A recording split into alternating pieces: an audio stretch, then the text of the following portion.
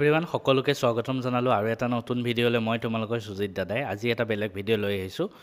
JEE মেইনছৰ কাৰণে মই guidance দি থাকোঁ মই নিজে পাছ কৰিছিলোঁ বাট নিটৰ কাৰণে বহুতে গাইডেন্স বিচাৰে গতিকে নিটৰ কাৰণে মই মোৰ যিসকল ডক্টৰ ফ্ৰেণ্ড আছে তেওঁলোকৰ লগত কথা পাতি বা বহুত কিছুমান ৰিচোৰ্চ ফ'ল' কৰি মই তোমালোকৰ কাৰণে কেইখনমান বেষ্ট নিটৰ কাৰণে বুক লিষ্ট লৈ আহিছোঁ যিকেইখন তোমালোকে নিট এক্সাম প্ৰিপেৰেশ্যনৰ কাৰণে আৰম্ভণিৰ পৰা ফ'ল' কৰিব পাৰা তো আমি বেছি দেৰি নকৰি আহাচোন আমি বুক কেইখন চাওঁ আৰু এটা কথা কৈ থওঁ বহুতে কৈ থাকে কোচিং নোহোৱাকৈ নিট পাছ কৰিব পাৰি নে নহয় অবভিয়াছলি পাৰি মোৰ লগৰ বহুতে কৰি থৈছিলে আৰু বহুত আগতেই এতিয়াও কৰে প্ৰত্যেক বছৰে কৰিয়ে থাকে তো তোমালোকেও পাৰিবা মই অসমৰ ষ্টুডেণ্টৰ কথা কৈছোঁ কোচিং নোহোৱাকৈ পাছ কৰে বহুতে কৰে তোমালোকেও কৰিব পাৰিবা ফাৰ্ষ্ট অফ অল যিকোনো এটা এক্সাম প্ৰিপেৰেশ্যন কৰাৰ আগতে আমি জানিব লাগিব সেই এক্সামটোত আগতে কেনেকুৱা ধৰণৰ প্ৰশ্ন আহিছিলে PYQ previous year question paper আৰু এটা কথা নিটত কিছুমান PYQ ৰিপিট হৈ যায় গতিকে আমি যদি PYQ বুক লওঁ আমাৰ হাতত দুটা লাভ হ'ব এটা আমি কেনেকুৱা ধৰণৰ প্ৰশ্ন আহে গম পাম এটা কিছুমান কেতিয়াবা বস্তু ৰিপিট হৈ যায় গতিকে যিমান জলদি পাৰি নিটৰ ফাৰ্ষ্ট কাম এটাই কৰিবা নিট প্ৰিপেৰেশ্যনৰ আগতে কুৱেশ্যন এনচাৰ প্ৰেক্টিছ ক'ৰ পৰা কৰিবা ফাৰ্ষ্ট প্ৰিফাৰেঞ্চ দিবা PYQ বুক যিকোনো এটা ব্ৰেণ্ডৰ PYQ বুক কিনি ল'ব পাৰে য'ত চেপ্টাৰ ৱাইজ থাকে ইয়াত ফিজিক্স কেমেষ্ট্ৰি মেথ বায়'লজিৰ কাৰণে মই দিছোঁ তোমালোকক এখন ফিজিক্সৱালাৰ হয় তোমালোকে বেলেগ ব্ৰেণ্ডৰ কিনিলেও হ'ল মই কাকো প্ৰমোট কৰা নাই চবতে একেই থাকিব কাৰণ প্ৰিভিয়াছ ইয়েৰ কুৱেশ্যনহে হয় তো চবতে একেই থাকিব এতিয়া আহাচোন আমি ছাবজেক্ট ৱাইজ কৰোঁ কেনেকৈ আমি পঢ়িম ফাৰ্ষ্ট কেমেষ্ট্ৰি ঠিক আছে কেমেষ্ট্ৰি কি কৰিব লাগিব কেমেষ্ট্ৰি এটা কথা মন কৰিবা ফাৰ্ষ্ট প্ৰিফাৰেঞ্চ দিবা NCERT কাৰণ NCERTৰ পৰা 90% কুৱেশ্যন পাই যাবা তো ফাৰ্ষ্ট প্ৰিফাৰেঞ্চ কেমেষ্ট্ৰিত NCERT বুকছ ল'বাই NCERT books whole book reading কৰিবা বুজিব হ'লে এতিয়া চব বুজিলা NCERT বুজিলা ভিডিঅ' চালা ক'বৰ পৰা NCERT কিতাপ ল'লে তোমালোকৰ থিয়ৰীৰ কাৰণে এনাফ তাৰপিছত প্ৰেক্টিছ কৰিব লাগিব প্ৰেক্টিছ ক'ৰ পৰা কৰিবা ফাৰ্ষ্ট তোমালোকে PYQ বুকখন কৰিবা তাৰপৰা কেনেকুৱা ধৰণৰ প্ৰশ্ন আহে গম পাবা ছেকেণ্ড তোমালোকে দুটা অপশ্যন আছে তোমালোকৰ হাতত NCERT ফিংগাৰ টিপছ ল'ব পাৰা কিতাপ হয় এখন য'ত তোমালোকে কেমেষ্ট্ৰি নিটত আহিবলগীয়া প্ৰশ্ন কিছুমান পাই যাবা ধুনীয়াকৈ নিট লেভেলৰ কুৱেশ্যন সেইটো নকৰি যদি তোমালোকৰ অলপ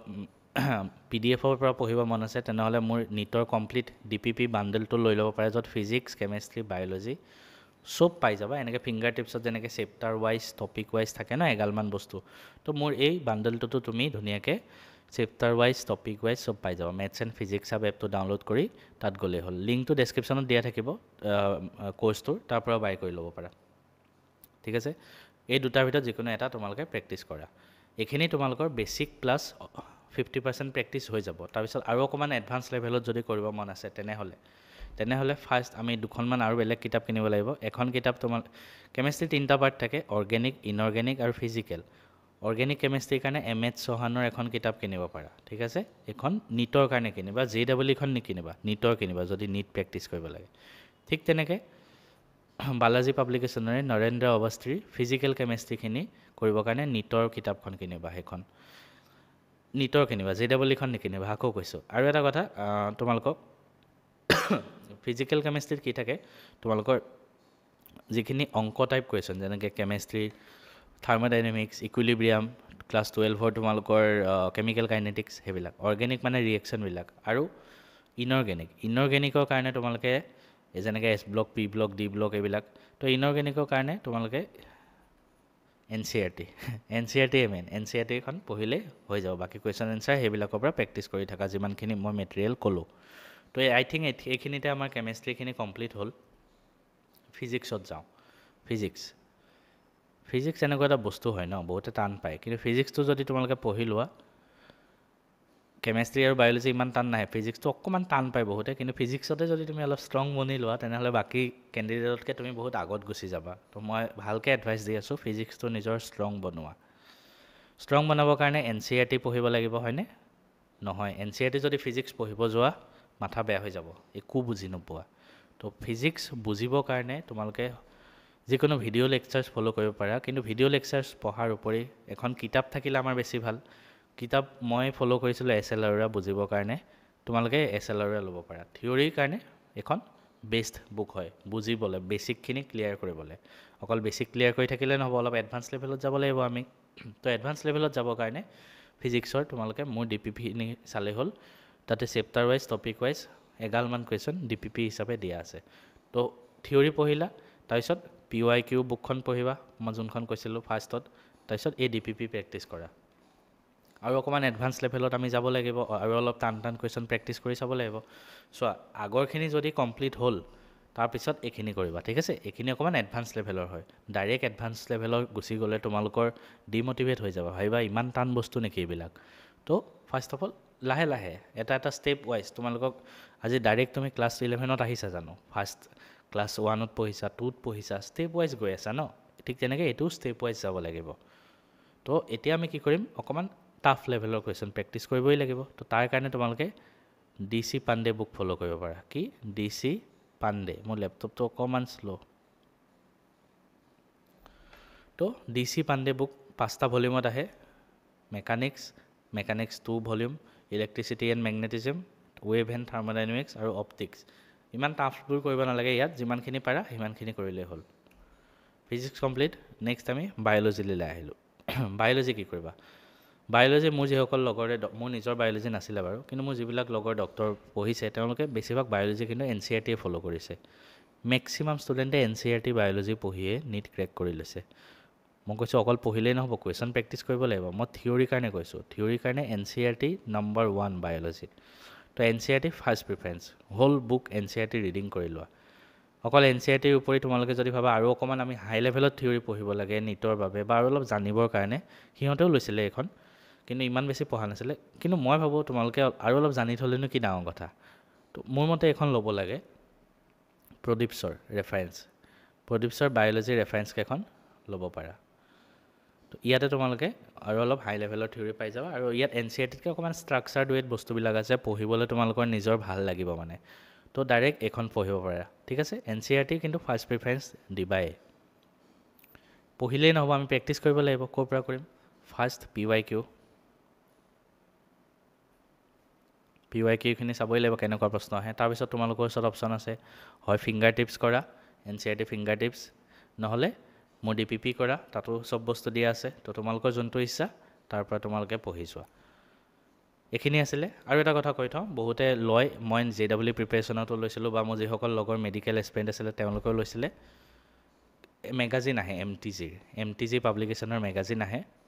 physics today physics for you নামটো কেমেষ্ট্ৰি টুডে আৰু বায়'লজি টুডে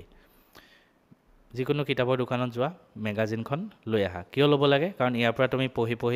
প্ৰত্যেক মাহতে নতুন কুৱেশ্যন পাবা তেওঁলোকে তোমাক টাৰ্গেট দিব সেইখিনি ফ'ল' কৰিব পাৰা তো এইখিনি ল'ব পাৰা প্ৰত্যেক মাহতে তোমালোকৰ নিজৰ এটা মানে আপডেট হৈ থাকিব বস্তুবিলাক প্ৰিভিয়াছ ইয়াৰ কুৱেশ্যন থাকে কেতিয়াবা নতুন কুৱেশ্যন থাকে তো মই এইটো ছাজেষ্ট কৰিম ল'বলৈ মই নিজেও লৈছিলোঁ আই থিংক 50-60 টকা হয় এখন মেগাজিনৰ দাম মাহত সেইটো এফৰ্ড কৰিব পাৰিবা বাকী মোৰ যিটো DPP কৈছোঁ সেইটো ডেছক্ৰিপশ্যনত লিংক দিয়া থাকিব বা মেথছ এণ্ড ফিজিক্স হাব এপত গৈ তোমালোকে চাৰ্চ কৰিলেই হ'ল বুকত গ'লেই হ'ল তাতে পাই যাবা 500 ৰুপিজতে দিছোঁ গোটেইখিনি তুমি যদি সেইটো নকৰি NCERT ফিংগাৰ টিপছ বা বেলেগ কিতাপ ল'ব যোৱা তোমালোকৰ 2-3 হাজাৰ টকা খৰচ হৈ যাব মই চবৰ সুবিধা হোৱাকৈ এগালমান DPP তাত মই দি দিছোঁ সেইখিনি তোমালোকে প্ৰেক্টিছ কৰিলে বেছিক প্ৰেক্টিছখিনি হৈ যাব ঠিক আছে তো কাৰোবাক লাগিলে কমেণ্ট কৰিবা বা ডাইৰেক্ট গৈ লৈ ল'লে হ'ল মেথছ এণ্ড ফিজিক্স হাব এপটো ডাউনলোড কৰি তাৰ পৰা লৈ ল'লে হ'ল ভিডিঅ'টো ইমানতে সমাপ্ত কৰিছোঁ কেনেকুৱা লাগিলে ক'বা ভাল লাগিলে চেনেলটো একবাৰ ছাবস্ক্ৰাইব কৰি যাবা মোৰ মনটো ভাল লাগিব তেতিয়া কোনোবাই যদি JEE বা নীট প্ৰিপেৰেশ্যন কৰি আছে তোমালোকৰ কাৰণে এটা ভাল খবৰ মই তোমালোকৰ কাৰণে প্ৰস্তুত কৰি উলিয়াইছোঁ JEE আৰু নীটৰ DPP ডেইলি প্ৰেক্টিছ প্ৰব্লেম তোমালোকে MCQ প্ৰিপেৰেশ্যনৰ ক্ষেত্ৰত কোনখন কিতাপ ল'ম কোনখন নল'ম তোমালোকে ভাবোঁতে বহুত টাইম গুচি যায় কিতাপৰ ভাণ্ডাৰ হৈ যায় সেইবাবে মই তোমালোকৰ সুবিধাত কৰিবৰ কাৰণে মই নিজৰ ফালৰ পৰা প্ৰস্তুত কৰি উলিয়াইছোঁ নিজে মই কুৱেশ্যন বনাইছোঁ ফিজিক্স কেমেষ্ট্ৰি মেথছ আৰু বায়'লজিৰ মোৰ নিজৰ ডক্টৰ ফ্ৰেণ্ডৰ পৰা মই কুৱেশ্যন বনাইছোঁ এইখিনি ইয়াতে তোমালোকে কি পাবা JEE হওক বা নীটৰ হওক তোমালোকে JEE বাবে ফিজিক্স কেমেষ্ট্ৰি মেথছৰ ডেইলি প্ৰেক্টিছ কৰিবৰ কাৰণে তোমালোকে MCQ এগালমান পাবা চেপ্টাৰ ৱাইজ প্ৰত্যেকটো চেপ্টাৰ আৰু তাৰ টপিক ৱাইজ MCQ থাকিব ঠিক তেনেকৈ নীটৰ কাৰণে কেমেষ্ট্ৰি ফিজিক্স আৰু বায়'লজিৰ টপিক ৱাইজ এভৰিথিং MCQ পাবা তাৰ সলিউশ্যনো লগতে পাই যাবা এই গোটেইখিনি মই প্ৰস্তুত কৰা হয়